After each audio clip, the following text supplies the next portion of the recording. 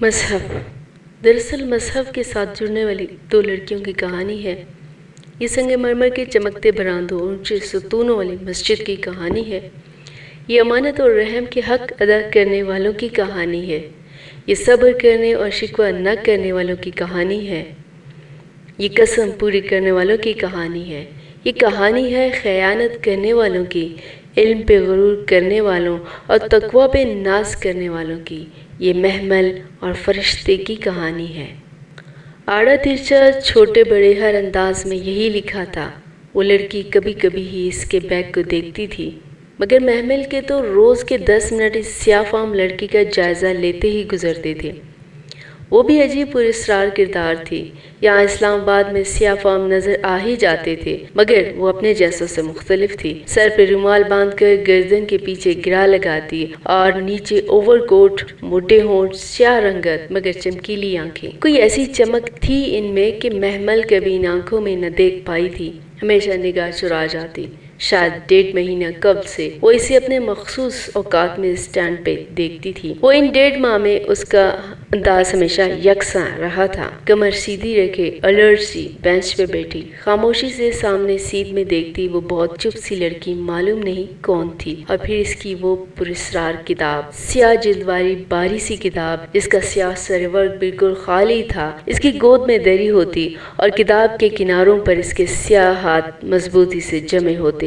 اس کے انداز سے کچھ خاص جھلکتا تھا، کتاب کی حفاظت کا احساس یا شاید اس کے بیش قیمت ہونے کا۔ کتاب بالشت پر موٹی تھی، صفوں کے جھلکتے کنارے پیلے اور خستہ لگتے تھے، جیسے کوئی بہت قدیم کتاب ہو، سینکڑوں برس پرانا نسخہ ہو۔ کوئی کچھ تھا اس میں، کوئی قدیم راز، کوئی پراسرار خطا۔ وہ جب بھی اس کتاب کو دیکھتی یہی سوچتی کہ آج جانے کیا ہونے والا ہے۔ وہ اس خاموش سی لڑکی سے مخاطب ہو ہی گئی، شاید تجسس عاجز کر رہا تھا۔ ایکسکیوز می، ایک بات پوچھ سکتی ہوں؟ پوچھو، لڑکی نے اپنی چمکیلی آنکھیں اٹھائی۔ کتاب کس کی ہے؟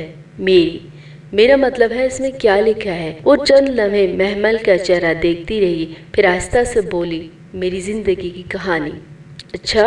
وہ حیرت چھپا نہ سکی۔ میں سمجھی یہ کوئی قدیم کتاب ہے۔ قدیم ہی ہے، صدیوں پہلے لکھی گئی تھی۔ تو آپ کو کہاں سے ملی؟ مصر کی پرانی دکان سے۔ یہ کچھ کتابوں کے بیچ میں پڑی تھی۔ جب میں نے اسے نکالا تو اس پہ زمانوں کی گرد تھی۔ وہ محبت سے سیاہ جلد پہ ہاتھ پھیرتے کہہ رہی تھی۔ اس کے لبوں پہ مدھم سی مسکراہٹ تھی۔ میں نے وہ گرد جاڑی اور اسے اپنے ساتھ رکھ لیا۔ پھر جب پڑھا تو معلوم ہوا کہ اسے تو کسی نے میرے لیے لکھوا کر ادھر رکھا تھا۔ محمل منہ کھولے اسے دیکھ رہی تھی۔ تمہیں کیا دلچسپی ہے اس میں؟ میں اس کے بارے میں مزید جاننا چاہتی ہوں۔ کیا میں اسے پڑھ سکتی ہوں؟ وہ ہلکا سا مسکرائی۔ تم نئے دور کی نئی لڑکی ہو، اس قدیم زبان میں لکھے نسخے کو کہاں سمجھو گی؟ مگر یہ ہے کیا؟ اس میں کیا لکھا ہے؟ وہ تجسس اب اسے بے چین کر رہا تھا۔ میرا ماضی۔ اسی پل ہارن بجا تو محمل نے چونک کر سامنے سڑک پہ آتی بس کو دیکھا۔ میرا حال، وہ سیاہ فام لڑکی کہہ رہی تھی۔ محمل بیگ کا اسٹرپ پکڑے کھڑی ہوئی۔ اسے کالج جلدی پہنچنا تھا، اور میرا مستقبل بھی، مجھے کیا پیش آنے والا ہے یہ کتاب سب بتا دیتی ہے۔ میں چلتی ہوں۔ وہ بس کی طرف دیکھتے معذرت خواہانہ انداز میں کہہ کر آگے بڑھ گئی۔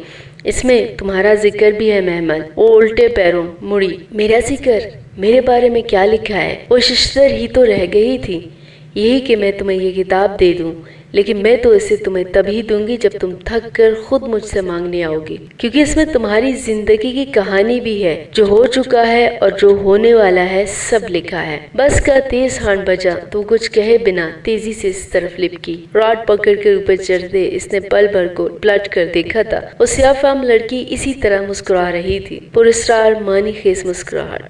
محمل کو ایک دم اس سے بہت ڈر لگا تھا۔ کالج کے بعد وہ اپنی دوست نادیہ کے ابو کی اکیڈمی میں 7th کلاس کے بچوں کو سائنس اور میتھس پڑھاتی تھی۔ گھر پہنچتے پہنچتے اسے روز 3:30 ہو جاتے تھے۔ گیٹ عبور کر کے پورچ میں دیکھا تو 3 گاڑیاں آگے پیچھے کھڑی تھیں۔ دل کرا کر رہ گیا۔ گھر میں گاڑیوں کی قطار کے باوجود وہ بسوں کے دھکے کھانوں پر مجبور تھی۔ ہم چچاؤں کے رحم و کرم پر پلنے والے یتیموں کے نصیب میں بھی کتنے یتیم ہوتے ہیں نا۔ خود پہ ترس کھاتی وہ اندر آئی تھی۔ لاؤنج میں خاموش دوپہر اتری ہوئی تھی۔ وہ سب کے سونے کا ٹائم تھا۔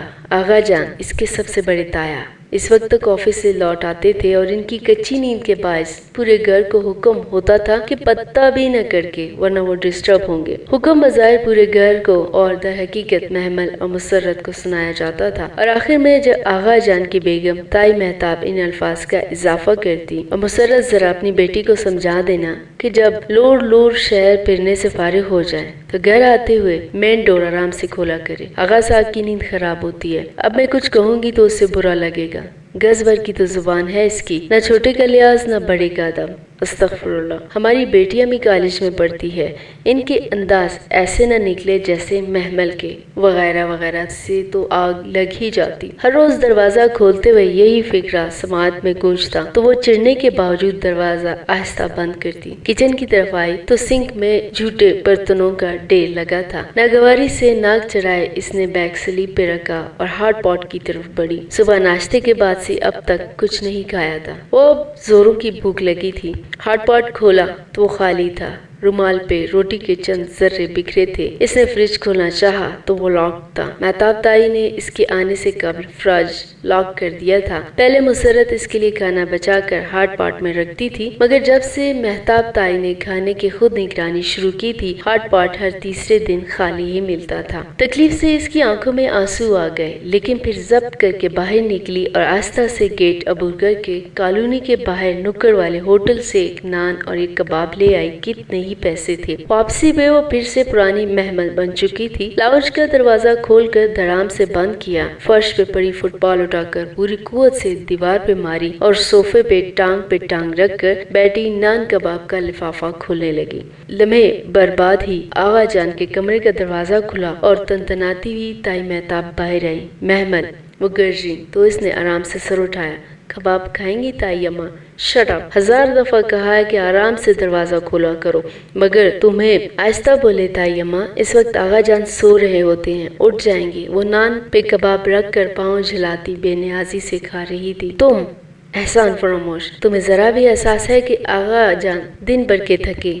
मगर फिक्रा मुकम्मल होने से कबल ही वो अपना नान कबाब उठाए अपने कमरे की तरफ जा चुकी थी। ताई महताब तलमालाती खिलसती रह गई। अंदर मुसर्रत आवाजों पर जाग चुकी थी।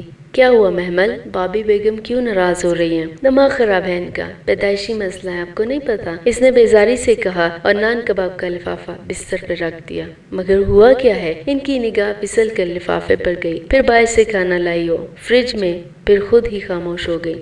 आपके लिए लाई हूँ, आपने कुछ खाया? मैं खा चुकी हूँ, ये तुम खाओ। मुझे मालूम है तुमने कुछ नहीं खाया। वो तकावत से मुस्कुराई तो महमल ने लम्हा भर को माँ को देखा। सादा घिसे हुए काटन के जोड़े में सफेद हुए बाल और जुरियों ज़दा चेहरे वाली इसकी थकी थकी बेजरर सी माँ, जो वाकई इस आलिशान कोठी की मालकिन होते हुए भी मुलाजमा लग रही थी। दिल बुरा मत करो महमल, अल्लाह का नाम लेकर खा लो। मुझे गुस्सा आता है इन लोगों पे अम्मा। बाहर ताई महताब के बोलने की आवाज बराबर आ रही थी। वो अब शोर करके जाने किस किस को बता रही थी। नाशुक्री मत करो बेटा, उन्होंने रहने के लिए हमें छत दी है, सहारा दिया है। एहसान नहीं किया मेरे बाप का घर है, इसे अब्बा ने हमारे लिए बनवाया था। ये बिजनेस, ये फैक्ट्रियाँ, ये सब अब्बा ने खुद बनाया था। सब कुछ अब्बा ने हमारे नाम किया। तुम्हारे अब्बा अब जिंदा नहीं है महमल, अब वो कहीं भी नहीं है, जैसे थक कर कह रही थी और वो उन्हें देख कर रह गई। फिर सर झटक कर लिफाफा उठाया। नान सख्त हो गया था और कबाब ठंडा बेदिली से लुक में तोड़ने लगी। ये ठंडा बेलज्जत खाना खाकर वो कुछ देर ही सोई थी कि ठा की आवाज के साथ कमरे के दरवाजे से फुटबॉल टकराया। वो हड़बड़ा कर उठ बैठी। बाहर दीवारों पर फुटबॉल मारने की आवाजें बराबर आ रही थी। कच्ची नींद टूटी थी। वो बुरा सा मुंह बनाए जमाई रोकती उठी, स्लीपर पहने और हाथों से बाल लपेटे दरवाजा खोला। इसका और मुसर्रत का मुश्तरका कमरा दरअसल किचन के साथ मुलहका स्टोर रूम था। बहुत छोटा न बहुत बड़ा। अरसा पहले से काट कबाड़ से खाली करवा के इन दोनों को इधर मुंतकिल कर दिया गया था। इसके साथ बाथरूम न था, इसलिए इनको लाउंज पार करके गेस्ट बाथरूम की तरफ जाना पड़ता था। बाहर लाउंज में नायमा चाची के छोटे माज और मोइस फुटबॉल इधर उधर मारते दौड़ते फिर रहे थे। तमीज नहीं है तुम लोगों को? देखकर खेला करो। मैं सो रही थी। किचन के दरवाजे पे खड़ी अंदर किसी से बात करती नायमा चाची फौरन मुड़ी। अब मेरे बच्चे खेलें भी ना, तुम्हारा तो काम ही सोना है, न दिन देखना न रात, बस हर वक्त बिस्तर तोड़ती रहती हो। हाँ तो मेरे बाप के पैसे से बिस्तर आए हैं, توڑوں یا پھوڑوں میری مرضی۔ ابا کی ڈیتھ سے پہلے اسد چچا تو غالباً بے روزگار تھے نا؟ وہ بھی محمل تھی۔ سارے حساب فوراً چکتا کر بے نیازی سے باتھ روم کی طرف چل گئی۔ ادھر نائمہ چچی بڑبڑاتی رہ گئی۔ منہ ہاتھ دھو کر اس نے اپنے سلکی بھورے بال دونوں ہاتھوں میں سمیٹ کر اونچے کیے اور پونی باندھی۔ بہت اونچی سی بھوری یہ پونی ٹیل اس پہ بہت اچھی لگتی تھی۔ وہ ذرا بھی سر ہلاتی تو اونچی پونی ساتھ ہی گردن کے اوپر جھولتی۔ اس کی آنکھیں کانچ سی سنہری تھیں، ہلکا سا کاجل بھی ان کو دہکا دیتا تھا۔ وہ بلا شبہ گھر کی سب سے حسین ترین لڑکی تھی، اسی لیے تو جلتی ہیں یہ سب۔ اسے ہنسی آ گئی۔ ایک نظر خود پہ ڈالی، جینس کے اوپر کھلا سا کرتا اور گردن کے گرد لپیٹا دوپٹہ، مفلر کی طرح ایک پلو سامنے کو لٹکتا اور دوسرا کمر پہ گرتا، وہ واقعی سب سے منفرد تھی۔ کچن میں تائی مہتاب نگرس نکال کر مسرت کے سامنے رکھ رہی تھی، جو بہت تابیداری سے ایک طرف چائے کا پانی چڑھا کر دوسری طرف کڑھائی میں تیل گرم کر رہی تھی۔ اس پہ نظر پڑی تو نگرس رکھتے ہوئے ذرا لاپرواہی سے گویا ہوئی، یہ بچوں کے لیے فرائی کر دو مسرت، اب کوئی تو باہر سے منہ مار کر نہیں آتا نا؟ بجا فرمایا تھا یما، یہاں تو لوگ گھر کے اندر ہی دوسروں کے مال پہ منہ مارتے ہیں۔ وہ اطمینان سے کہہ کر کولر سے پانی کا گلاس بھرنے لگی۔ زبان کو سنبھالو لڑکی، توبہ ہے، ہماری بیٹیاں تو کبھی ہمارے آگے نہ بولی۔ اب برا مت مانے بابی بیگم، میں سمجھا دوں گی۔ گھبرا کر مسرت نے ایک متلجی نگاہ محمل پہ ڈالی۔ وہ کندھے اچکا کر کھڑے کھڑے پانی پینے لگی۔ سمجھا دینا بہتر ہوگا۔ اس پہ ایک تنفر بھری نظر ڈال کر تائی مہتاب باہر چلی گئی۔ نائمہ چچی نے پہلے ہی وہاں سے جانے کا ارادہ کیا، اب مسرت اور محمل ہی کچن میں رہ گئے تھے۔ اب یقیناً برتن بھی آپ کو ہی دھونے ہوں گے اماں۔ دو بھی دوں تو کیا ہے، ان کے احسان کم ہے ہم پہ۔ وہ مصروف سی ایک ایک کے نگٹس کڑھائی میں ڈال رہی تھی۔ محمل نے ایک گہری سانس لی اور آستی نے موڑ کر سنگ کی طرف متوجہ ہوئی۔ اسے علم تھا اگر وہ نہ کرے گی تو مسرت کو ہی کرنا ہوگا۔ وہ ابھی تو انہوں نے رات کا کھانا بھی تیار کرنا تھا۔ رہنے تو بیٹا، میں کر لوں گی، مجھے پتا ہے آپ کر لیں گی، مگر میں بھی ان لوگوں پہ ذرا احسان کرنا چاہتی ہوں۔ وہ برتن دھو کر فارغ ہوئی تو مسرت ٹرالی بھر چکی تھی۔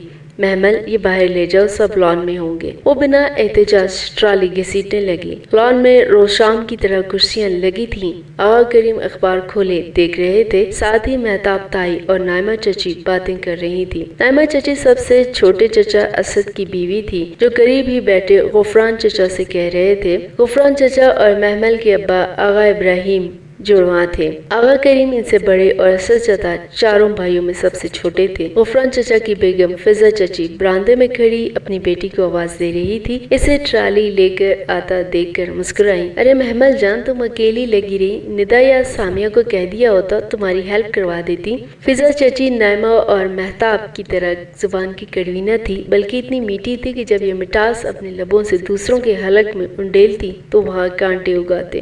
اٹس اوکے، وہ بھی بس مسکرا کر ٹرے آگے لے گئی۔ اب کیا کہتی کہ ندا اور سامیہ نے پہلے کون سے کام کیے تھے جو اب کرتی؟ اگر وہ نہیں بلاتی تو وہ فوراً چلی آتی، ایک دو چیزیں پکڑاتی، چولہا جلاتی، باتیں بگاڑتی اور پھر آستہ سے کھسک جاتی۔ اس کے بعد لان میں فضا چچی سب کو ایک ایک چیز، یہ چکے میری سامیہ نے بنائی ہے اور میری ندا کے ہاتھ میں تو بہت ذائقہ ہے، کہہ کر پیش کرتی۔ اس میں مہتاب تائی ان کی تعریف تو نہ کرتی، مگر مسرت اور محمل کو کاہلی کے وہ تانے ملتے کہ سارے فساد سے بچنے کو محمل نے کبھی ان دونوں کو بلانے کی غلطی نہ کی تھی، مگر فضا چچی کی میٹھی زبان ہی تھی کہ نہ وہ کبھی ان کو پلٹ کر جواب دے سکی، نہ ہی کچھ جتا سکی تھی، وہ موقع ہی نہ دیتی تھی۔ لاؤ جلدی کرو، دونوں ماں بیٹی لگتی ہیں، پھر بھی گھنٹہ لگ جاتا ہے۔ تائی آپ کیوں ملازمہ نہیں رکھ لیتی؟ کم از کم آپ کو ہم بیٹی پہ چلانا تو نہ پڑے گا۔ وہ تیزی سے کہہ کر ٹرالی وہیں چھوڑے واپس چلی گئی۔ سب باتیں چھوڑ کر ادھر ادھر دیکھنے لگے۔ احسان کرنے کا زمانہ ہی نہیں رہا۔ تائی نے ٹرالی اپنی طرف کھینچی۔ آغا کریم نگاہیں چرا کر پھر سے اخبار میں گم ہو چکے تھے۔ وہ واپس کچن کی طرف آئے تو فواد تیزی سے سیڑھیاں پھلانگتا نیچے آ رہا تھا۔ چائے لگ گئی۔ آخری سیڑھی اترتے مصروف سے انداز میں کہتے وہ کلائی پہ گڑی بندی دیکھ رہا تھا۔ سنیکس لے گئی ہوں، چائے لاتی ہوں۔ زیادہ غور سے سنے بغیر باہر نکل گیا۔ محمل نے رک کر لمحہ بھر اس کو جاتے دیکھا۔ وہ مہتاب تائی کا بڑا بیٹا تھا، حنان، وسیم اس کے بعد تھے اور سدرا اور مہرین سب سے چھوٹی تھی۔ فواد آغا جان کے آفس جاتا تھا، اونچا لمبا خوش شکل تو تھا ہی، مگر ڈریسنگ اور دولت کی چمک دمک سے مزید پرکشش اور ہینڈسم لگتا تھا۔ خاندان کا سب سے پاپولر لڑکا جس پہ ہر لڑکی کا دل اور لڑکی کی ماں کی نظر تھی۔ ندا اور سامیہ ہوں یا نائمہ کی مغرور نخریلی آرزو، سب فواد کے آگے پیچھے پھرتی۔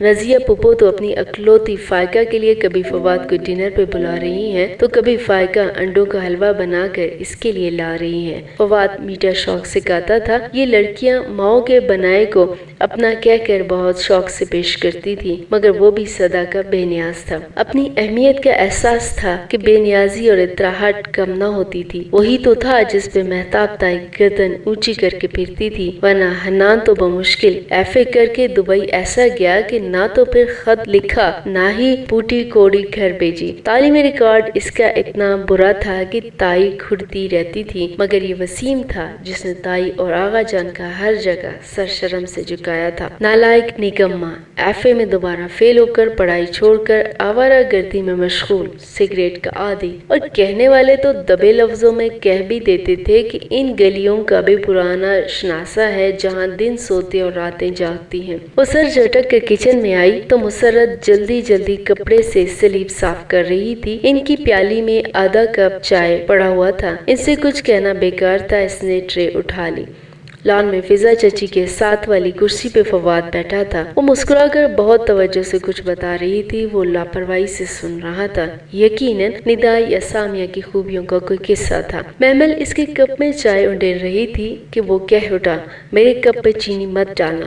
نہیں ڈالی۔ وہ پنجوں کے بل گاس پہ بیٹھی سب کو چائے اٹھا کر دے رہی تھی۔ ارے بیٹا چینی کیوں نہیں پی رہے؟ فضا چچی بہت زیادہ فکر مند نظر آئی۔ یوں ہی کچھ ویٹ لوز کرنے کی کوشش کر رہا ہوں۔ اتنا تو سمارٹ ہو اور کیا لوز کرو گے؟ آرزو اسی پل سامنے والی کرسی پر آ بیٹھی تھی اور میری چائے میں آدھا چمچ چینی محمل۔ وہ فواد کے بالکل سامنے ٹانگ پہ ٹانگ چڑھا کر بیٹھی تھی، چست سفید ٹراؤزر اور اوپر قدرے کھلے گلے والی ریڈ شرٹ، گندوں تک سٹاپ میں کٹے بال اور گندمی عام سا چہرہ جس کو بہت محنت سے اس نے قدرے پرکشش بنایا تھا، مگر پتلی کمان سی آئی بروز اس کو بہت شاطر دکھاتی تھی۔ وہ نائمہ چچی اور اصل چچی کی اکلوتی اور لاڈلی بیٹی تھی۔ فٹ تو رہنا پڑتا ہے خود کو محمل، یہ کباب پکڑانا۔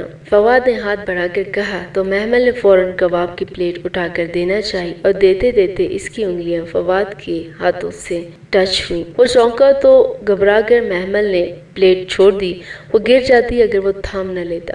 محمل نے فوراً ہاتھ کھینچ لیا۔ وہ پلیٹ پکڑے یک ٹک اسے دیکھ رہا تھا، چونک کر سب کچھ بھول کر جیسے اسے پہلی دفعہ دیکھا ہو۔ بس لمحے بھر کا عمل تھا، اس نے رخ پھیر لیا تو وہ بھی دوسری جانب متوجہ ہو گیا۔ فضا چچی اور آرزو کسی اور طرف متوجہ تھی، کسی نے بھی وہ لمحہ محسوس نہ کیا تھا جو آ کر گزر بھی چکا تھا، اور فواد وہ وقفے سے اس پہ ایک نگاہ ڈالتا تھا جو پنجوں کے بل گاس پہ بیٹھی سب کو چائے سرو کر رہی تھی۔ ذرا سی سر جھکاتی تو پوری پونی ٹیل اونچی لگنے لگتی تھی، سر اٹھاتی تو پونی ساتھ ہی جھولتی اور کانچ سے سنہری آنکھیں۔ ان ساری لڑکیوں کے پاس اس جیسا کچھ بھی تو نہ تھا۔ وہ چائے کی سپ لیتا خاموشی سے اسے دیکھتا رہا۔ شام میں وہ کمرے میں بند پڑتی رہی، پھر مغرب ڈل گئی تو کچن میں آ گئی جہاں مسرت پھرتی سے کٹنگ بورڈ پہ پیاز ٹماٹر کاٹتی رات کے کھانے کی تیاری کر رہی تھی۔ کچن میں اور کوئی نہیں تھا اور سارا پھیلاوا یقیناً انہی کو سمیٹنا تھا۔ اماں، یہ تائی اماں، یہ چاچیوں میں سے کوئی کھانے کی ذمہ داری کیوں نہیں لیتا؟ ہمیشہ آپ ہی کیوں بناتی ہیں؟ اور یہ سب دیکھ کر ہول گئی تھی۔ تو ہمارا گھر ہے بیٹا، اس میں کروں تو کیا ہو جائے گا؟ اب تھکتی نہیں ہے ان کی خدمت کرتے کرتے؟ نہیں، تھکن کیسی؟ اور اب جھک کر چولہا جلا رہی تھی۔ اچھا بتائیں کیا بنانا ہے، میں کچھ کرا دوں؟ بریانی تو بنانی ہے، باقی مہتاب بھابھی سے پوچھتی ہوں۔ اور اسی پل مہتاب تائی نے کچن کے دروازے سے جھانکا، کھانا بنا اب شروع بھی کر دو مسرت، روز دیر ہو جاتی ہے۔ مسرت چولہا جلاتے فوراً پلٹی، جی بھابھی بس شروع کر رہی ہوں، آپ بتائیں۔ بریانی کا وسیم بیٹا کہہ کر گیا تھا، ساتھ کیا بناؤں؟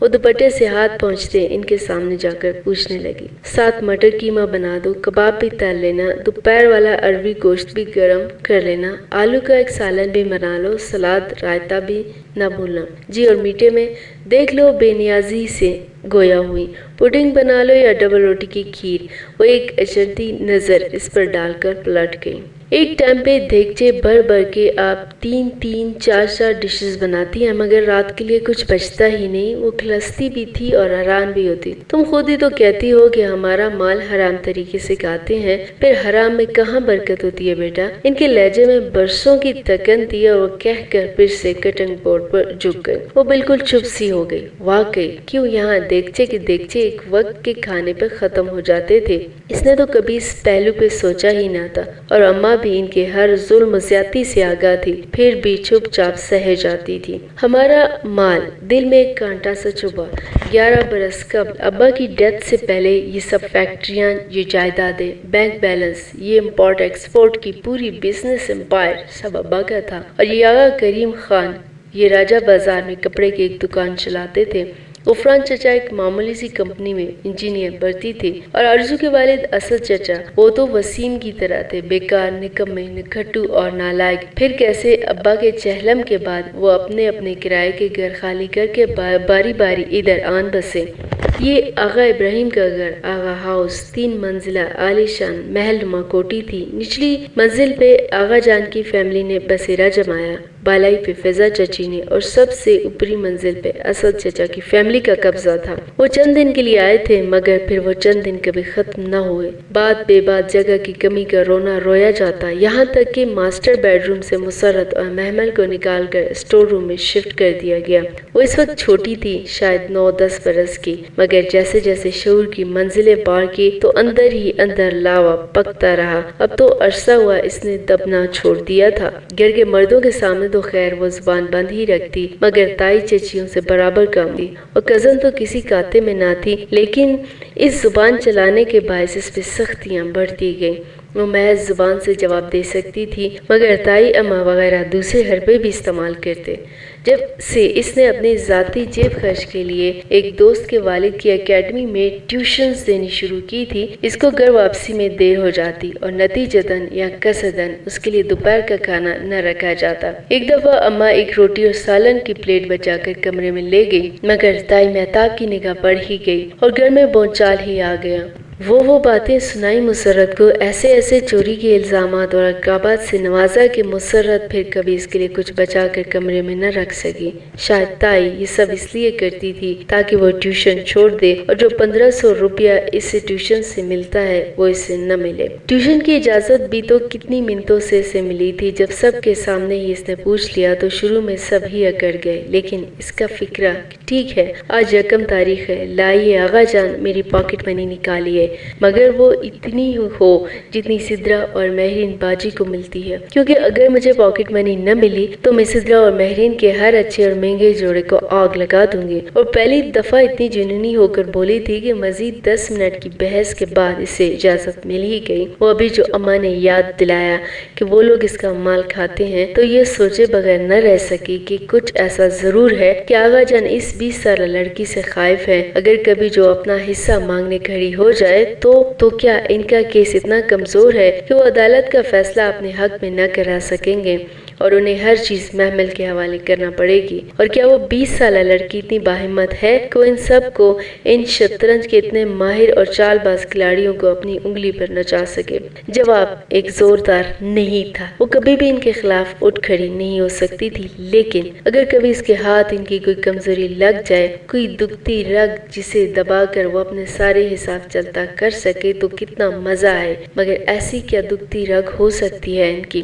بات سنو۔ مہتاب تائی نے پھر سے کچن میں جھانکا تو اپنے خیالات کی بہکتی روح سے چونکی۔ فواد کہہ رہا ہے میٹھے میں چاکلیٹ سوفلے بنانا، یوں کرو ابھی ساتھ شروع کر دو۔ ہاں، کوئی کمی نہیں ہونی چاہیے۔ بہت عرصے کے بعد میرے بیٹے نے کسی خاص میٹھے کی فرمائش کی ہے، بہت مان، فخر اور تنبیہ بھرے انداز میں کہہ کر وہ پلٹ گئی، اور محمل کے ذہن کی بھٹکتی روح اسی ایک نقطے پر منجمد ہو گئی، میرا بیٹا۔ تو آغا جان اور مہتاب تائی کی کمزوری، دکھتی رگ اور ترب کا پتہ سب کچھ فواد ہی تھا، اور اگر یہ جو دکھتی رگ اس کی انگلی تلے آ جائے تو محمل یہ آلو کاٹ دو، میرا خیال ہے آلو انڈے بھی بنا لیتے ہیں، سب شوق سے کھاتے ہیں۔ وہ سوچ میں گم ان کے قریب آئی اور آلو چھیننے لگی۔ مسرت نے بریانی کا مسالہ بنایا، قیمہ مٹر بھی پکنے کے قریب تھا۔ محمل نے شامی کباب تلے، پھر آلو انڈے کے سالن، سلاد، رائتا سب بنا چکی تو مسرت روٹی پکانے لگی۔ فواد کے لیے سوفلے بنا کر فریج میں رکھ دیا تھا نا؟ جی اماں، فکر ہی نہ کریں، وہ مسکرا کر بولی۔ اسے شام لان میں فواد کا خود کو چونک کر دیکھنا اور لمحے بھر کو مبہوت ہونا یاد آیا تھا۔ جو غلطی خاندان کی ساری لڑکیاں کرتی تھی محمل کو نہیں دہرانی تھی، اسے اپنی اہمیت نہیں گنوانی تھی۔ اس نے فیصلہ کر لیا تھا۔ ذرا دیر کو وہ ہاتھ روک کر مسرت سے نظر بچا کر باہر لانچ میں گئی، جہاں تمام لڑکیاں اس وقت بیٹھی ٹی وی دیکھ رہی تھی۔ آرزو سی چست لباس میں ٹانگ پہ ٹانگ رکھے بیٹھی تھی۔ فواد کی بہنیں سدرا اور مہرین بھی قریب ہی تھی۔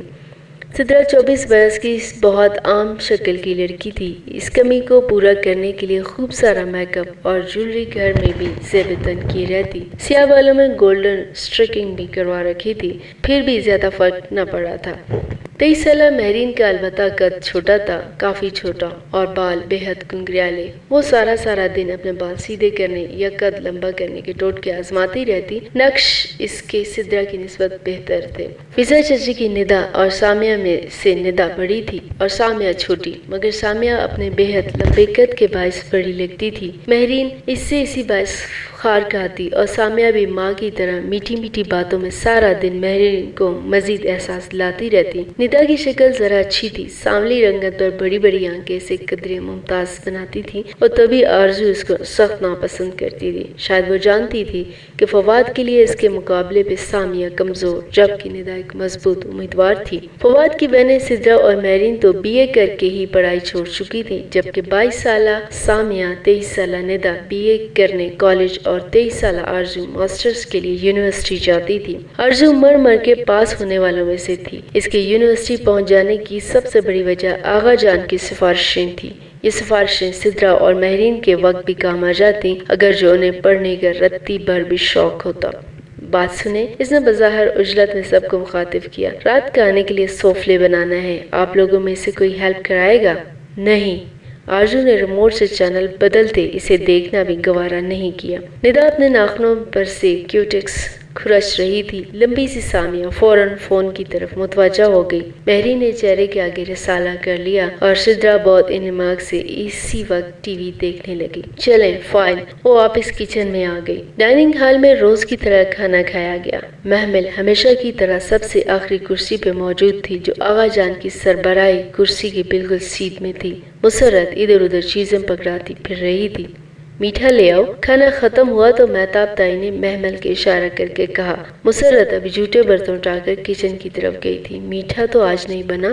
وہ بہت اطمینان سے باواز بلند بولی تو سب چونک کر اسے دیکھنے لگے، مگر فواد نے الجھ کر ماں کو دیکھا۔ میں نے کہا تھا کہ چاکلیٹ سوفلے بنانا ہے۔ جی مگر آپ کا چاکلیٹ سوفلے نہیں بنا۔ محمل، یہ کیا بدتمیزی ہے؟ تائی امی نے گھر کا بدتمیزی؟ فواد بھائی آپ یہ کھانے کی ڈشز گنے، بریانی، مٹر قیمہ، اروی گوشت، آلو، کباب، سلاد، رائتا، ذرا گن کر دیکھیں، یہ سب اماں نے اکیلے بنایا ہے۔ میرے ایگزامز ہو رہے ہیں، میرے پاس وقت نہیں تھا کہ بناتی، اور آپ کی ان بہنوں سے کہاں بھی فواد بھائی کے لیے سوفلے بنانا ہے، ہیلپ کروا دو، مگر سب نے انکار کر دیا۔ اب اتنا سب کرنا اور اوپر سے میٹھا بنانا ہمارے بس سے باہر تھا۔ سوری، میں کل بنا دوں گی، یا اگر میری ماں کی تھکن سے بڑھ کر آپ کو اپنا ٹیسٹ عزیز ہے تو میں انہیں کہہ دیتی ہوں۔ اماں، اماں، اس نے آواز لگائی، اور جہاں لڑکیاں بے چینی سے پہلو بدل رہی تھی، مہتاب تائی کچھ سخت سنانے ہی لگی تھی۔ وہ کہہ اٹھا، نہیں، اٹس اوکے، میں نے خیال نہیں کیا کہ تمہارے ایگزامز ہیں۔ اور ممی، اس نے ماں کو تنبیہ نگاہوں سے دیکھا، کچن کا کام صرف محمل اور مسرت چچی کی ذمہ داری نہیں ہے، ان ساری نوابزادیوں کو بھی کہا کریں، ہاتھ تو بٹا سکتی ہیں۔ ہاں تو کرتی ہیں یہ۔ ہاں ٹھیک ہے۔ آغا جان نے نیپکن سے ہاتھ صاف کرتے بات ختم کرنا چاہی۔ جوان بیٹا جو ان سے اونچا تھا، اس کی بات کے آگے انہیں اپنی بات کمزور لگ رہی تھی۔ مہتاب تائی پہلو بدل کر رہ گئی۔ نعمہ چچی زیر لب بڑبڑائیں، اور تو اور فضا چچی بھی خاموش سی ہو گئی تھی۔ لڑکیاں الگ شرمندہ، وہ اطمینان سے فواد کے اٹھنے سے قبل ہی اٹھ گئی تھی۔ مسرت کی برتن اٹھانے سے پہلے تو علم بھی نہ ہو سکا تھا کہ کیا ہوا، اور جب ہوا تو معافی تلافی کرنے لگی۔ اندر آ کر محمل کو بھی ڈانٹا تو وہ پرواہ کیے بغیر کتابوں میں سر دیے بیٹھی رہی۔ فواد کے اٹھنے کے بعد یقیناً تائی نے بہت سنائی تھی، مگر فواد کے الفاظ کا اثر ظاہر نہیں کر سکتی تھی۔ اس کے گھر میں ایک مضبوط حیثیت تھی، اور پہلی دفعہ کسی مضبوط حیثیت والے نے محمل اور مسرت کی طرفداری کی تھی، سو بہت سی خواتین رات کو گھورتے ہوئے سوئی تھی۔ صبح کالج بس کے لیے وہ اسٹاپ پہ رکھے بینچ کی طرف آئی تو ذہن ابھی تک ادھر ہی الجھا ہوا تھا۔ بینچ پہ بیٹھے ہوئے اس نے سرسری سا دیکھا، وہ سیاہ فام لڑکی اسی طرح بیٹھی تھی، گود میں رکھی کتاب کے کناروں پر مضبوطی سے ہاتھ جمائے خاموشی سے سامنے دیکھ رہی تھی۔ وہ جمائی روکتے بیٹھی گئی اور بے دلی سے بس کا انتظار کرنے لگی۔ اس نے وہی کل والا اجرک کا کرتا جینس کے اوپر پہن رکھا تھا اور بال اونچی پونی میں بندھے تھے۔ سوچ وہیں فواد کے ارد گرد گھوم رہی تھی۔ صبح وہ جلدی نکلتی تھی، تب تک وہ نیچے نہیں آیا ہوتا تھا۔ اس کا کمرہ دوسری منزل پہ تھا، جو تھی تو وہ فرانس چچا فضا چچی کی اماج کا، مگر وہ کنارے والا کمرہ فواد کا پسندیدہ تھا، سو وہ اس کو عرصہ پہلے الاٹ کر دیا گیا تھا۔ فضا چچی کی 2 بیٹیاں اور ایک بیٹا حسن ہی تھے، سو وہ کمرہ ان کی ضرورت سے زائد تھا، اور یہ تو محمل کا دل ہی جانتا تھا کہ وہ کمرہ تو ابا نے بنوایا ہی اس کے لیے تھا، مگر سیاہ فام لڑکی اسی خاموشی سے سامنے دیکھ رہی تھی۔ وہ بور ہونے لگی تو ادھر ادھر گردن گھمائی۔ سیاہ کتاب دیکھ کر کل کا واقعہ یاد آیا۔ یہ کتاب کب ملی تھی آپ کو؟ بغیر تہمید کے اچانک سوال۔ اس لڑکی نے اطمینان سے گردن اس کی طرف موڑی۔ 2 سال پہلے۔ یہ کس نے آپ کے لیے خصوصاً چھوڑی تھی؟ ہے کوئی؟ وہ ذرا سا مسکرائی، موٹی آنکھوں کی چمک بڑھ گئی۔ آپ کو اچھا لگتا ہے وہ؟ اس نے غور سے اس چمک کو دیکھ کر کہا، بہت زیادہ۔ آپ اسے کیسے جانتی ہیں؟ میرا مطلب ہے یہ تو صدیوں پرانی کتاب ہے۔ بس میں جانتی ہوں۔ اور یہ کتاب کیا آپ کو آپ کا ماضی، حال اور مستقبل کیسے دکھاتی ہے؟ اس میں سب لکھا ہے، گزرے واقعات اور جو میرے ساتھ پیش آنے والا ہے اور مجھے ایسے موقع پر کیا کرنا ہے، سب لکھا ہے۔ محمل کا دل زور سے دھڑکا۔ وہ سیاہ فام لڑکی سے بہت عجیب بات بتا رہی تھی، جانی کیسی پراسرار بیت بری کتاب تھی وہ۔ آپ کو اس سے کتنا فائدہ ہوتا ہے؟ جتنا تمہاری سوچ سے بھی اوپر ہے۔ پھر آپ کے تو بہت مزے ہوں گے، آپ اس کو پڑھ کر سب کچھ جان جاتی ہوں گی۔ ہاں، مگر اس میں کچھ عمل ہے، پہلے وہ پرفارم کرنے ہوں گے، پھر ہر چیز ویسے ہی ہوتی ہے جیسے اس میں لکھا آتا ہے۔ عملیات۔ وہ چونکی، اندر کوئی الارم سا بجا۔ یہ تو کوئی سفر علم کی ماہر بیٹھی تھی، اس سے ذرا احتیاط برتنا چاہیے۔ ہاں، سیاہ فام لڑکی مسکرائی۔ جو وہ عملیات کر لے، وہ اس کتاب کے ذریعے دنیا پر راج کرتا ہے۔ سب لوگ اس کی موٹی میں آ جاتے ہیں اور ہر شے اس کے لیے تسخیر ہو جاتی ہے۔ صرف میں نہیں، اگر تم بھی اس کتاب کا خاص علم سیکھو تو تمہیں اس کے الفاظ میں اپنا ماضی، حال، مستقبل نظر آنے لگے گا۔ اور اس کے بعد وہ سر صدا سی سوال کیے جا رہی تھی، اس کے بعد تم اس کتاب کو چھوڑ نہیں سکتی، تمہیں اپنی زندگی سے باندھ کر ہی گزارنی ہوگی۔ اگر میں اس کو چھوڑ دوں تو تم تباہ ہو جاؤ گی، تمہاری ہر چیز، ہر محبت، سب تباہ ہو جائے گا۔ اس کو لے کر تم چھوڑ نہیں سکتی، یہ سب اتنا آسان نہیں ہے۔ محمل گھبرا کر اٹھ کھڑی ہوئی۔ میری بس۔ اسی پل بس قریب آتی نظر آئی، وہ دوڑ کر بس کی طرف جانے لگی۔ تم ایک دن ضرور گڑ گڑا کر یہ کتاب مانگنے آؤ گی، میں جانتی ہوں تم لوگوں کی ستائی ہوئی ہو، تمہارا دل زخمی اور ہاتھ خالی ہے، اور جس دن یہ دل پوری طرح ٹوٹ جائے گا میں تمہیں یہ کتاب دے دوں گی۔ جاؤ، تمہاری بس آ گئی ہے۔ وہ خوفزدہ سی بس کی طرف لپکی تھی۔ آج روڈ پکڑ کر اندر چڑھتے اس سے پیچھے دیکھنے کی ہمت نہیں ہوئی تھی۔ شام کو اس نے بہت محنت سے چاکلیٹ سوفلے بنایا، اور جب وہ خوب ٹھنڈا ہو گیا تو ٹرے میں سجا کر اوپر سیڑھیاں چڑھنے لگی۔ اب دوسری سیڑھی پہ ہی تھی کہ آرزو نیچے آتی دکھائی دی۔ یہ کس کے لیے ہے؟ وہ ماتھے پہ بال ڈالے لمحے بھر کو رکی۔ فادی کے لیے ہے جی، انہوں نے کل کہا تو تھا، میرے پاس ٹائم کہاں تھا، آج بھی کسی کو یاد نہ آیا تو بنا ہی دیا۔ اس نے بے نیازی سے شانے جھٹکے اور دوسری سیڑھی پہ ٹرے اٹھائے کھڑی منتظر تھی کہ آرزو نیچے اترے اور وہ اوپر جا سکے۔ وہ ڈنر کی تیاری کر لی تم نے؟ آرزو سینے سے اتر کر اس کے بالکل سامنے آ کھڑی ہوئی۔ اماں بنا رہی تھی۔ قورمہ بنا لیا ہے، ممی نے کہا بھی تھا تم نے چکھی۔ آپ سیدھے سیدھے کہہ دیں کہ میں چلی جاؤں.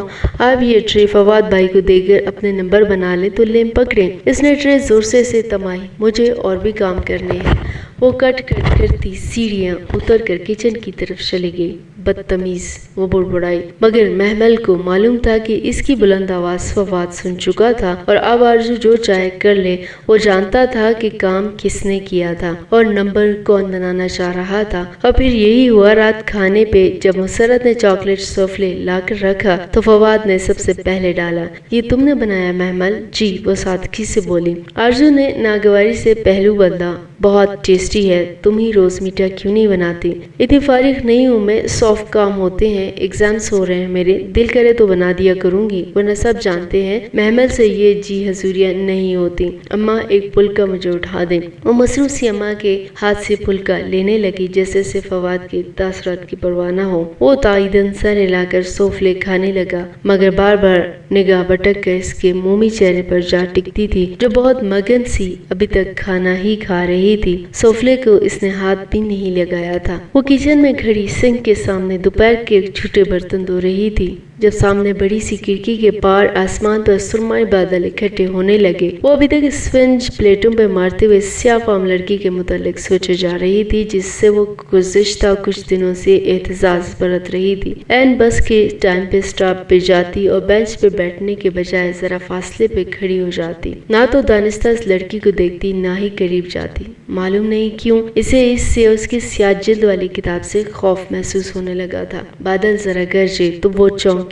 سنہری شام پہ ذرا سی دیر میں چھایا ہو گیا تھا. بجلی چمکی اور یک موٹی موٹی بوندیں گرنے لگی. محمل نے جلدی جلدی آخری برتن دھو کر ریک میں سجائے، ہاتھ دھوئے اور باہر لان کی طرف بھاگی. بارش دیکھ کر اس کا دل یوں ہی مچل جایا کرتا تھا. محمل جاؤ مسرت سے کہو. بلکہ تائی مہتاب جو برآمدے میں کرسی پہ بیٹھی لڑکیوں سے گپ شپ میں مصروف تھی اسے آتے دیکھ کر حکم صادر کرتے کرتے رکی. اس کے چہرے سے بارش میں کھیلنے کا شوق رقم تھا. تائی نے لمحے بھر کو سوچا اور پھر حکم میں ترمیم کر دی. بلکہ جاؤ پکوڑے بنا کر لاؤ، ساتھ میں دھنیا کی چٹنی بھی ہو اور ماز موئیز کے لیے آلو کے چپس فرائی کر لو. اس کے چہرے پر پہلا اشتیاق پھیکا پڑ گیا. اس نے قدری بے بسی سے ان کو دیکھا. مگر تائی ابھی کیسے؟ وہ بارش بعد میں کر دوں گی، وہ منمنائی.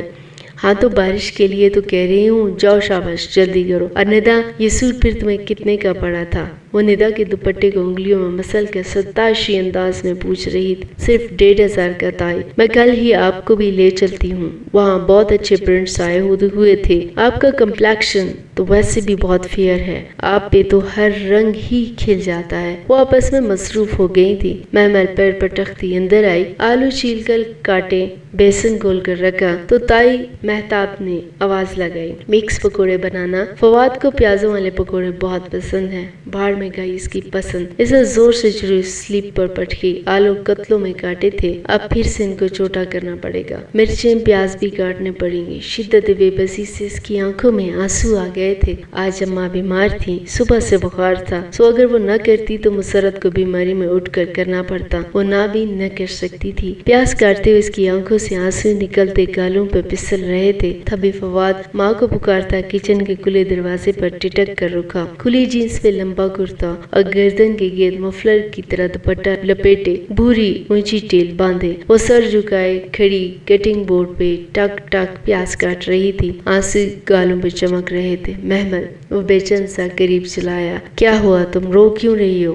میری مرضی، آپ لوگوں کو کیا؟ آپ لوگوں کو تو اپنے کھانوں سے غرض ہوتی ہے. فواد کے دل میں جگہ بنانے کے سارے ارادے بھلا کر وہ تڑخ کر بولی. پھر بھی کسی نے کچھ کہا ہے؟ یہاں کہتا کوئی نہیں ہے، بس حکم صادر کرتے. اسے چھری والے ہاتھ کی پوچھ سے گال صاف کیا. اور مجھ سے ابھی کوئی بات نہ کریں، میں بہت غصے میں ہوں. یا تو چھری مار دوں گی یا پکوڑوں میں زہر ملا دوں گی. اچھا، وہ پتہ نہیں کیوں ہنس دیا تھا. وہ رک کر اسے دیکھنے لگی. آپ کیوں ہنسے؟ کچھ نہیں، خیر بناؤ پکوڑے اور مکس والے بنانا. وہ اپنی پسند بتا کر لمبے لمبے ڈھاک برتا باہر نکل گیا. اس کے آنسو پھر سے بہنے لگے. جانے کس بھول پن میں وہ یہ سوچ بیٹھی تھی کہ اگر وہ اس کی مٹھی میں آ گیا تو اس نے نفی میں سر جھٹکا۔ وہ سب ایک جیسے تھے، بے حس، خود غرض، مطلبی، اور جب تک پکوڑے بنے بارش ہلکی ہو چکی تھی۔ وہ سب لڑکے لڑکیاں برآمدے میں بیٹھے 2 منٹ میں ہی پکوڑے چٹ کر گئے تھے۔ اب حسن سب کو لانگ ڈرائیو پہ لے جانے کا پلان بنا رہا تھا۔ تم لوگ بھی کیا یاد کرو گے، کس سخی سے پالا پڑا تھا۔ وہ ٹانگ پہ ٹانگ رکھے بیٹھا تھا اور فرضی کالر جاڑ کر کہہ رہا تھا۔ حسن فضا چچی کا بیٹا اور ندا سامیہ کا بھائی تھا۔ شکل میں ندا سے مشابہ تھا، بڑی بڑی پرکشش آنکھیں اور سانولی رگت، البتہ عادتوں میں وہ قدرے مختلف تھا۔ اس نے فضا کی میٹھی زبان تو مستعار لی تھی مگر کڑوا دل نہیں لیا تھا۔ وہ گھر کا فائد فرد تھا جو دل کا بھی اچھا تھا، نرم کو، صاف دل اور ہینڈسم۔ ابھی وہ آفس سے آیا تھا اور کوٹ کرسی کے پیچھے ٹکائے آستین فولڈ کیے بیٹھا تھا۔ وہ تھکن کے باوجود سب کو آؤٹنگ پہ لے جانے کی دعوت دے رہا تھا۔ کون چلے گا؟ سامیہ بلند آواز میں پوچھنے لگی تو محمل بھی دل میں مچلتی خواہش کے باعث قریب آ گئی۔ میں بھی چلوں گی۔ سب نے رک کر اسے دیکھا، کندھے پر پرس لٹکائے، بالوں کو ایک سٹائل سے بینڈ میں جکڑتی آرزو نے جو اندر سے باہر آ رہی تھی قدرے ناگواری سے اسے دیکھا۔ ان کو بھی یہ شوق ستانے لگے ہیں۔ اور پھر سب ہی ساتھ ساتھ بولنے لگے، تمہاری جگہ نہیں بنے گی، ہم پابا کی ہائی ایس لے کر جا رہے ہیں، سب کی سیٹیں پوری ہیں، تم باہر جا کر کیا کرو گے؟ سدرا تمسخرانہ ہنسی۔ مہتاب تائی کی فوٹو کاپی۔ بیٹا جان آپ کے تو ایگزام ہو رہے ہیں۔ فضا چچی بہت فکر مندی اور پیار سے اسے دیکھ کر کہہ رہی تھی، خوب دل لگا کر پڑھو، آپ نے بہت اچھے مارکس لینے ہیں، جاؤ شاباش۔ کورس کم از کم 2 دفعہ ضرور ریوائز کرنا، ابھی شروع کرو گے تو رات تک پورا ہوگا۔ تائی مہتاب میں فضا چچی کی بات ختم ہونے کا انتظار کیا، پھر تیزی سے بولی، نہ تم نے باہر کے جا کر کرنا کیا ہے؟ رات کا کھانا کون بنائے گا؟ ماں الگ ڈرامے کر کے بستر پہ پڑی ہے، کوئی پوچھنے والا ہے؟ ان کو بس مفت کی روٹیاں توڑے جاتے ہیں۔ فواد نے لمحے بھر کو کچھ کہنا چاہا، پھر خاموش رہا اور حسن جو خاموشی سے ساری کارروائی دیکھ رہا تھا بالآخر کہہ اٹھا، کوئی محمل سے بھی تو پوچھے کہ وہ کیا چاہتی ہے۔ ہاں اب ہم اس سے پوچھتے رہیں، تائی بگڑ کر بولی۔ حسن لمحے بھر کو بالکل چپ ہو گیا مگر فضا نے بیٹے کے جاڑے جانے پر واضح برا مانا۔ جاؤ تم اندر جاؤ، وہ بس اتنا ہی کہہ سکی اور تائی مہتاب سے مقابلہ کرنا ان کے بس سے باہر تھا۔ وہ پیر پر تختی باغ کر کچن میں آئی اور سنگ پہ سر جھکائے پھوٹ پھوٹ کر رونے لگی۔ کافی دیر بعد روتے روتے سر اٹھایا تو کھڑکی کے پار ڈرائیو وے پر باہر نکلتی ہائی ایس دکھائی دی اور اس میں 1-2 لوگوں کی جگہ تو واضح طور پر بن ہی جانی تھی۔ بے اختیار اس کا دل چاہا تھا کہ وہ رات کے کھانے میں زہر ملا دے اور کاش وہ ایسا کر سکتی۔ ساری رات وہ وقفے سے آنسو بہاتی رہی تھی، ٹھیک سے سو بھی نہ سکی۔ صبح اٹھی تو سر باری ہو رہا تھا، بمشکل ہی ایک سوکھا توس اور چائے کی آدھی پیالی حلق میں اتاری اور باہر نکل آئی۔ اسٹاپ پہ معمول کی ٹھنڈی صبح اتری تھی۔ بینچ پہ وہ سیاہ فام لڑکی ویسے ہی بیٹھی خاموشی سے سیدھ میں دیکھ رہی تھی۔ گود میں سیاہ جلد والی کتاب رکھی تھی اور اس کے سیاہ ہاتھ کتاب کے کناروں پہ مضبوطی سے جمے تھے۔ آج وہ قدرے تھکی پشمزدہ تھی، سوچا کہ بینچ پہ بیٹھ ہی گئی، 10 منٹ ہی کاٹنے تھے تو اتنا کیا احساس برتنا۔ سیاہ فام لڑکی نے ذرا سی گردن اس کی جانب موڑ لی۔ رات کو ٹھیک سے سوئی نہیں، بس ایسے ہی، اور دوسری جانب دیکھنے لگی۔ سامنے سڑک خالی تھی، دوسری طرف اکا دکا لوگ بس کے منتظر ٹہل رہے تھے۔ لوگوں کی ستائی ہوئی ہو؟ اس نے چونک کر اسے دیکھا۔ آپ کیسے کہہ سکتی ہیں؟ محتاط انداز میں پوچھا۔ تمہارے چہرے پر لکھا ہے، تمہارا دل غمگین اور روح بوجھل ہے، تم تکلیف میں ہو اور لوگوں کی باتیں تم سے برداشت نہیں ہوتی ہے نا؟ معلوم نہیں، اس نے بظاہر لاپرواہی سے شانے اچکائے، البتہ اندر دل زور زور سے دھڑکا تھا۔ اور تم مستقبل کے بارے میں خوفزدہ اور ماضی کے بارے میں غمگین ہو شاید اس کے وہ واضح الفاظ پہ چونکی تھی، بے اختیاری لبوں سے پھسلا تھا۔ تم اپنا مستقبل اور اپنی تمام پریشانیوں کا حل جاننا چاہتی ہو، ایسا کچھ ہو جس سے یہ تمہیں تنگ کرنے والے لوگ تمہارے آگے پیچھے پھرنے لگے، تمہارا محبوب تمہارے قدموں میں آ گرے، مال و دولت تم پر نچھاور ہو جائے، تم سب کو اپنی مٹھی میں کر کے دنیا پر راج کرو، کیا تم یہی نہیں چاہتی؟ ہاں، محمل نے بے بسی سے اسے دیکھا، اس کا دل موم کی طرح پگھل رہا تھا۔ وہ سیاہ فام لڑکی اس کی ہر دکھتی رگ کو اپنے ہاتھ میں لے رہی تھی۔ میں یہی چاہتی ہوں، اور اگر میں تمہیں ایسا کچھ دے دوں تو کیا یہ کتاب؟ اس نے جھجکتے ہوئے پوچھا۔ اسے لگ رہا تھا وہ زیادہ دیر تک ریزسٹ نہ کر پائے گی۔ ہاں، اگر تم یہ کر لو گی تو سب کچھ تمہاری مٹھی میں آ جائے گا، سب کچھ۔ محمل متذب سی لب کچلنے لگی۔ اس لڑکی کی باتیں بہت پرفریب، بہت پرکشش کشش تھی، اسے لگا وہ جلدی ہی پھسل جائے گی، بہک جائے گی۔ کیا یہ سب اتنا آسان ہے؟ شاید نہیں، تمہیں اس کتاب کی عمل کرنے میں بہت مشقت لگے گی، مگر ایک دفعہ سیکھ جاؤ گی تو سب آسان ہو جائے گا، زندگی سہل ہو جائے گی، اور پھر جن کے لیے تم روتی ہو تمہارے لیے روئیں گے، وہ تمہارے پیچھے آئیں گے۔ بس کا تیز ہارن سے ماحول میں واپس لایا، وہ چونکی اور بیگ کا اسٹرپ کندھے پر ڈالے اٹھ کھڑی ہوئی۔ 10 منٹ ختم ہو چکے تھے۔ میری بس، جاؤ۔ سیاہ فام لڑکی مسکرا دی۔ وہ تیز قدموں سے چلتی بس کی جانب بڑھ گئی۔ دل ابھی تک زور زور سے دھک دھک کر رہا تھا۔ محبوب قدموں میں، لوگ بٹی میں، دولت نچاور، دنیا پر راج۔ کیا یہ سب ممکن تھا؟ وہ اس کے کہے گئے الفاظ پہ سارا راستہ غور کرتی رہی تھی، لیکن پھر بار بار خود کو جھڑک دیتی۔ یہ کالے علم، سفلی علم، جادو ٹونے، چلے وغیرہ برے کام تھے، اسے ان میں نہیں پڑنا چاہیے، اسے ایسا سوچنا بھی نہیں چاہیے۔ کالج کے دروازے پر اترتے ہوئے اس نے فیصلہ کر لیا کہ وہ آئندہ اس سیاہ فام لڑکی کے قریب بھی نہیں جائے گی، بینچ پہ بیٹھے گی، نہ ہی اس سے بات کرے گی۔ اسے ڈر تھا کہ اگر ایک دفعہ پھر اس نے اس کی آفر سن لی تو شاید وہ اسے قبول کر کے کسی ایسے گمنام راستے پر نکل پڑے گی جہاں سے واپسی کا سفر ناممکن ہو۔ اس روز سدرا کے رشتے کے سلسلے میں کچھ لوگ آ رہے تھے۔ یہ خبر مسرت نے اسے تب دی جب وہ گھر بھر کی صفائیاں اور لڑکیوں کی پورتیاں دیکھ کر حیران سی ماں کی طرف آئی تھی، ورنہ پہلے تو جب بھی سپہر میں لاؤنج کا دروازہ آہستہ سے کھول کر آتی تو گھر میں سناٹا اور ویرانی چھائی ہوئی ہوتی تھی، اور آج لمبی سی سامیہ بانس کے جھاڑو سے چھت کے جالے صاف کر رہی تھی۔ سدرا ڈرائنگ روم کی ڈیکوریشن کو اثر نو ترتیب دے رہی تھی۔ ندا ماں کے سر پہ کھڑی لان کی صفائی ستھرائی میں مشغول تھی تو مہرین مہتاب تائی سے سر ہلاتے کوئی ہدایت سن رہی تھی۔ ایک آرزو ہی تھی جو ٹیرس پہ ٹانگ رکھے بیٹھی، کانوں پہ واک مین لگائے کسی میگزین کے ورق الٹ رہی تھی، بے پرواہ، بے نیاز اور مغرور۔ شکر ہے کہ وہ خوبصورت نہ تھی، ورنہ شاید وہ آسمان سے نیچے نہ اترتی۔ رشتہ سدرا کا ہے اور یہ خود غرض خاندان سارے کا سارا لگا ہوا ہے، مطلب آہستہ بولو۔ مسرت نے گھبرا کر ادھر ادھر دیکھا، پھر آہستہ سے بتانے لگی، دراصل بابی بیگم کا محض اندازہ ہے کہ رشتہ سدرا کا ہی ہوگا۔ نعمان بھائی کی بیگم نے خصوصاً کسی کا نام نہیں لیا، سو فضا کو شاید کچھ امید ہو۔ نعمان بھائی کی بیگم کون؟ تمہارے ابا کے دور کے رشتہ دار ہیں، ان کا بیٹا فرقان انجینئر ہے، بہت اچھا گھرانہ ہے، اور ایک بیٹی ہے شادی شدہ، آسٹریلیا میں رہتی ہے۔ بیگم نعمان نے کسی کے ذریعے کہلوایا ہے، اور یہ ساری لڑکیاں اس امید پہ لگی ہوئی ہیں کہ شاید وہ ان کا رشتہ مانگ لے۔ واٹ ربش! وہ تمسخرانہ ہنس کر اپنے کمرے کی طرف چل دی۔ شام میں مسرت نے اسے کچن میں مدد کے لیے بلوایا تھا۔ اچار گوشت، بریانی، سیخ کباب، فرائیڈ مچھلی اور کتنا کچھ کریں گی آپ؟ وہ برتنوں کے ڈھکنے اٹھا کر جھانکتے ہوئے پوچھ رہی تھی۔ یہ سب تو تیار ہے، تو میٹھے میں وہ 2 چیزیں اور رشین سلاد بنا دو، چائے کے ساتھ اسنیکس بھی، چائے بھی اور کھانا بھی۔ وہ کمر پہ ہاتھ رکھے حیرت سے بولی، اتنا کچھ کس لیے؟ کیا اتنا رشتوں کا کال ہے سدرا باجی کے لیے؟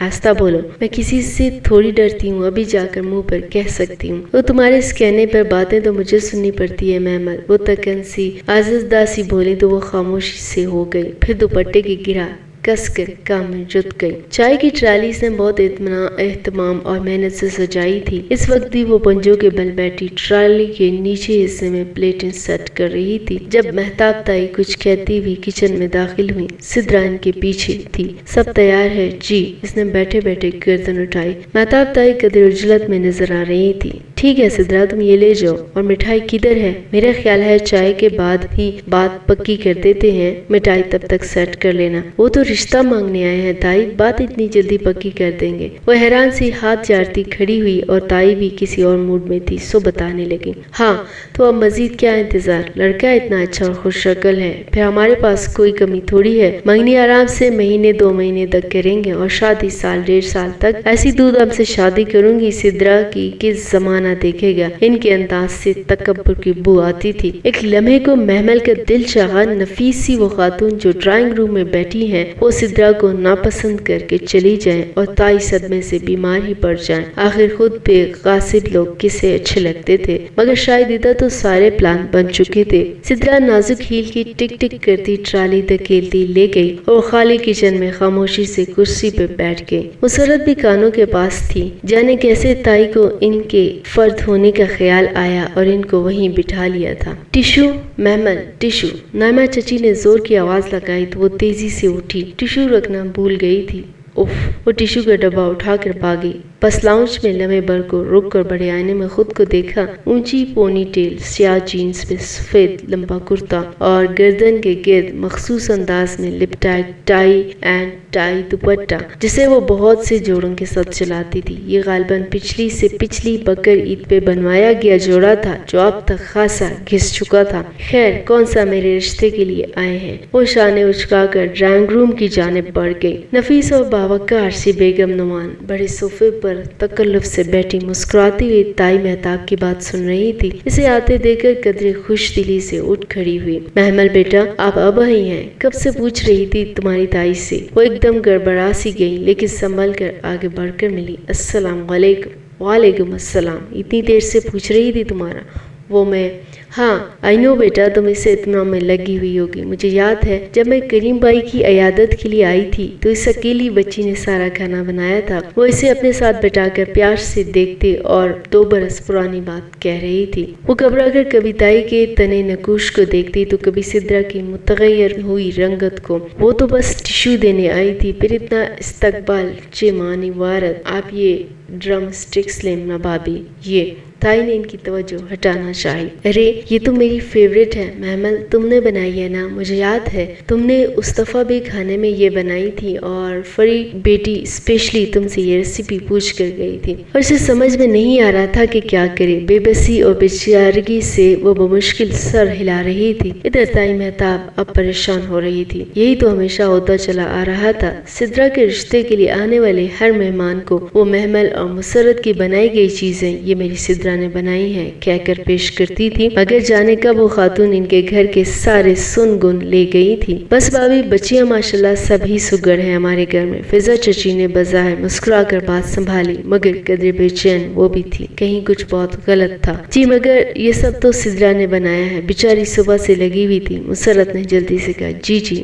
تائی مہتاب نے فوراً تائید کی۔ Very good Sidra. بیگم نعمان اب باکس پیٹیز لے رہی تھی۔ یہ باکس پیٹیز تو بہت اچھی بنائی ہے سدرا، اس کی فلنگ میں کیا کیا ڈالا ہے؟ سدرا کے تو فرشتوں کو بھی علم نہ تھا کہ باکس پیٹیز میں ڈلتا کیا گیا ہے۔ وہ ایک دم کنفیوز ہی ہو کر ماں کی شکل دیکھنے لگی۔ دراصل میں کوکنگ کا بہت شوق رکھتی ہوں اور میرے بچوں کا ٹیسٹ بھی بہت اعلیٰ ہے۔ نعمان صاحب خود منفرد اور اچھے کانوں کی رسیاں ہیں، اس لیے ہمیشہ کہتے ہیں کہ بہو ڈھونڈنا تو اس کا ہاتھ کا ذائقہ چکھ کر ہی رشتہ مانگنا۔ ویسے تو آپ کی ساری بچیاں ہی ماشاءاللہ بہت خوبصورت اور سلیقے مند ہیں، مگر محمل تو مجھے خاص طور پہ عزیز ہیں۔ سعیدہ آپا نے ذکر تو کیا ہوگا کہ میں کس خاص مقصد کے لیے آ رہی ہوں، تو اب لمبی چوڑی کیا تمہید باندھو۔ مہتاب آپا، فرقان کو تو آپ نے دیکھا ہوگا، اللہ کا شکر ہے اس نے ہر طرح سے نوازا ہے ہمیں۔ بس محمل کے لیے میں آپ لوگوں کے پاس سوال کرنے آئی ہوں، اگر ہو سکے تو اسے میری بیٹی بنا دیں۔ اور مہتاب تائی سے مزید سننا دشوار ہو رہا تھا۔ محمل تم اندر جاؤ، انہوں نے خود کو بمشکل نارمل رکھتے ہوئے اشارہ کیا تو وہ جو حد تک بیٹی سن رہی تھی تیزی سے باہر نکل گئی۔ پیچھے کیا باتیں ہوئی، کس نے کیا کہا، کب ان خاتون کو کھانا کھلائے بغیر رخصت کر دیا گیا اور تائی کے بند کمرے میں سارے بڑوں کی کیا گفتگو ہوئی، ہر وہ شے سے دور اپنے کمروں میں کان لپیٹے پڑی رہی۔ اس کا دل کچھ بھی کرنے کو نہیں چاہ رہا تھا۔ عجیب سی کیفیت تھی، جیسے بند غار میں روشنی اور ہوا کا کوئی دروازہ کھل گیا ہو۔ بے کیف اور روکھی پھیکی زندگی میں ایک دم سے بہت خوشگوار اور سرسبز موڑ آیا تھا۔ امیدیں پھر سے زندہ ہو گئی تھی اور اسے لگ رہا تھا کہ ایک نئی زندگی بائیں پھیلائے اس کے استقبال میں کھڑی ہے۔ انجینئر خوش شکل فرقان، ماں باپ کا اکلوتا بیٹا، اچھے کانوں کا شوقین، اس کے لب آپ ہی آپ مسکرانے لگے تھے۔